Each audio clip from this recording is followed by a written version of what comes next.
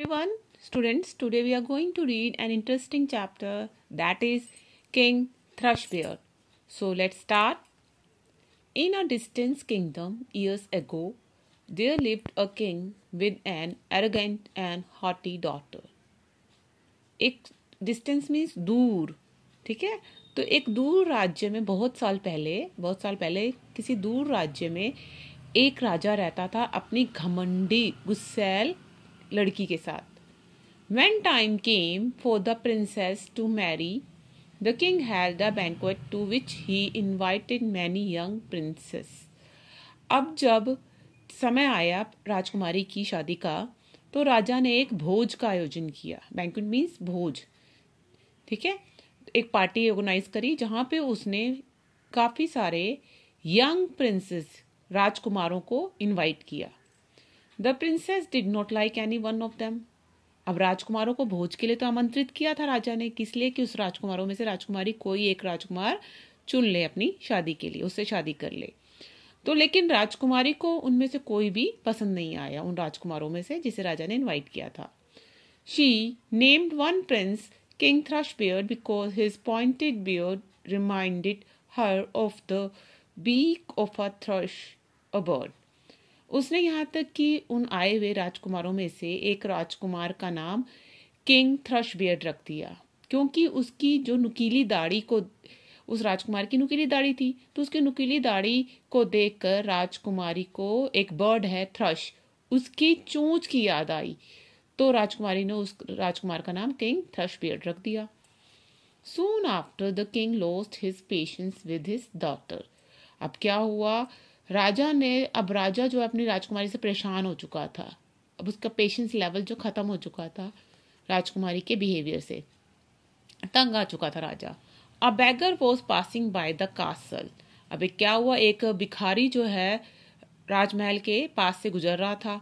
In a fit of anger the king gave princess to him as his wife. गुस्से में राजा ने उस भिखारी से राजकुमारी की शादी कर दी, ठीक है, उसे उसकी वाइफ बना दिया।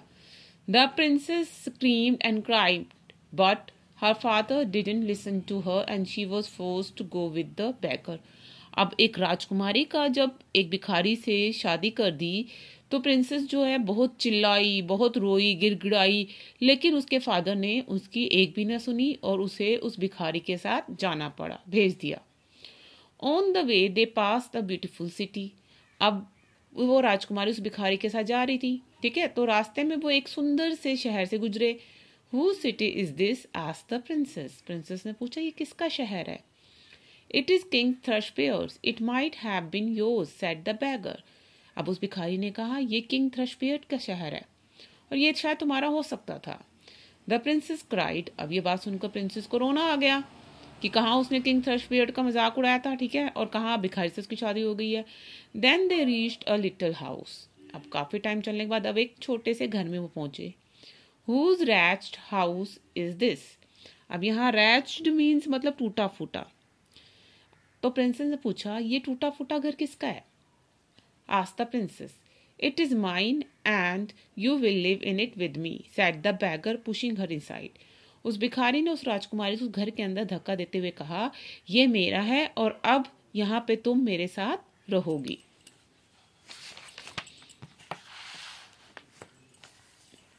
Life was hard for the princess. अब जिंदगी जो थी वो कष्टों से भरी थी राजकुमारी के लिए। कहाँ एक राजकुमारी थी, कहाँ अब भिखारी के साथ शादी होने के बाद अब वो टूटे फूटे घर में रह रही, तो अब जिंदगी में उसके मुश्किलें बढ़ती गई, जिंदगी उसके लिए मुश्किल हो गई। She had to do all the household task. अब उसे घर के सारे काम करने पड़ते। She also had to work to make some extra money. यहाँ तक उसे पैसे कमाने के लिए भी काम करना पड़ता। The beggar got her a position as kitchen maid at the castle where she had to do all the dirty work. अब उस भिखारी ने क्या किया, उसको एज अ किचन मेड मतलब उस महल में एक किचन की नौकरानी के रूप में पोजीशन, जगह दिलवा दी, किचन की नौकरानी, जहाँ पे उसे गंदे काम करने मतलब सफाई, बर्तन धोना, ये सब काम करने पड़ते थे। She stored the leftover food from the table in iron pots. अब वो क्या करती, लोहे के बर्तनों में जो बचा हुआ लेफ्ट ओवर मतलब बचा हुआ जो खाना होता है, ठीक है, उसे टेबल से इकट्ठा करती उन आयरन पोट्स यानी लोहे के बर्तनों में. These pots she hid in her in her dress and took home to feed herself and her husband. अब वो उन जो बचे हुए खाने को उन बर्तनों में इकट्ठा करती और उनको अपने ड्रेस के अंदर छुपा कर घर ले जाती. किस लिए? To feed herself and her husband, अपने और हस्बैंड के खाने के लिए उस खाने को बर्तनों में रख के छुपा कर वो ले जाती. One day as she was about to return home at the end of the day's work, she heard the sound of music and laughter coming from the big hall of the castle. अब एक दिन क्या हुआ, रोज की तरह वो दिन का सारा काम खत्म करके जैसे ही घर जाने लगी तो उसे जो है उस महल के बड़े वाले हॉल में से म्यूजिक की और हंसने की आवाजें सुनाई दी. आप यहाँ देख सकते हैं. देखिए यहाँ पे राजकुमारी पर्दे के पीछे और यहाँ पे पार्टी हो रही है. Quietly she went upstairs to see what was happening. वो चुपचाप ऊपर चली गई ये देखने के लिए कि क्या हो रहा है, किस चीज की आवाजें आ रही हैं. A great feast was being given to celebrate the birthday of the eldest prince. एक बड़े भोज का आयोजन किया था सबसे बड़े राजकुमार का बर्थडे सेलिब्रेट करने के लिए, जन्मदिन मनाने के लिए एक बड़े सी पार्टी के ऑर्गेनाइज करी गई थी. Hiding behind the curtain, the princess watched and wept her sad state. अब वो पर्दे के पीछे छुप गई, जैसे as you can see in the picture, यहाँ छुपी हुई है, ठीक है, और पार्टी को देख रही है. तो जब वो प्रिंसेस उस पार्टी को देख रही थी तो वो रो पड़ी अपनी सिचुएशन के ऊपर कि उसकी क्या हालत है. अपनी हालत के ऊपर उसे रोना आ गया. Suddenly a prince, the most handsome man in the party, noticed her.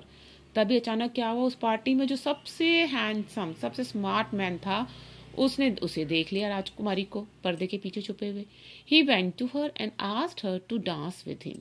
वो उसके पास गया और उसे कहा कि मेरे साथ डांस करें. The princess was nervous when she saw and the prince was none other than King Thrushbeard. अब जब उस राजकुमार ने उस राजकुमारी को कहा मेरे साथ डांस करो तो राजकुमारी थोड़ी सी घबरा गई, क्योंकि जब उसने देखा ये प्रिंस और कोई नहीं बल्कि किंग थ्रशबियर्ड खुद थे जिसने डांस के लिए पूछा था. As she danced, the iron pots fell from her ragged dress, spilling food all over. अब जैसे ही उसने उस राजकुमार के साथ डांस शुरू किया तो जो उसके ड्रेस में आयरन के बर्तन जो थे उसने छुपा के रखती थी ना, तो वो उसकी रैग मतलब फटी हुई, उसकी फटी हुई ड्रेस से वो गिर गए. स्पिलिंग फूड ऑल ओवर, और चारों तरफ खाना जो है बिखर गया. The princess wept and try to run away. अब राजकुमारी जो रो पड़ी और वहां से भागने की कोशिश की. King Thrushbeard caught her and told her that he was the beggar whom she had married. King Thrushbeard ने उसे पकड़ा और उसे बताया कि मैं वही भिखारी हूँ जिससे तुम्हारी शादी हुई है. He told her that out of his love for her, he had turned himself into a beggar so that she could learn a lesson for her proud and arrogant nature. उसने उस राजकुमारी को बताया कि वो उससे बहुत प्यार करता है और प्यार के कारण ही उसने भिखारी की वेशभूषा यानी भिखारी का वेश बनाया था, ताकि वो उसे राजकुमारी को उसके घमंडी नेचर और घमंडी बिहेवियर के लिए उसे सबक सिखा सके. The princess cried and felt ashamed of herself. सुनकर प्रिंसेस को बहुत रोना आया और उसे शर्मिंदगी महसूस हुई, उसे बुरा लगा कि अपने बिहेवियर के लिए. She asked for forgiveness. उसने उससे राजकुमार से माफी मांगी. The king kissed her and the two lived in great happiness ever after. तो किंग ने उसे चूमा और उसके बाद राजकुमार और राजकुमारी दोनों हमेशा के लिए खुशी खुशी रहने लगे. तो this was the story King Thrushbeard. इससे हमें क्या सीखने को मिलता है कि हमें घमंड नहीं करना चाहिए, नाइसली बिहेव करना चाहिए, ठीक है, अपने आप पे अभिमान नहीं करना चाहिए. I hope the story is clear to you. Thank you.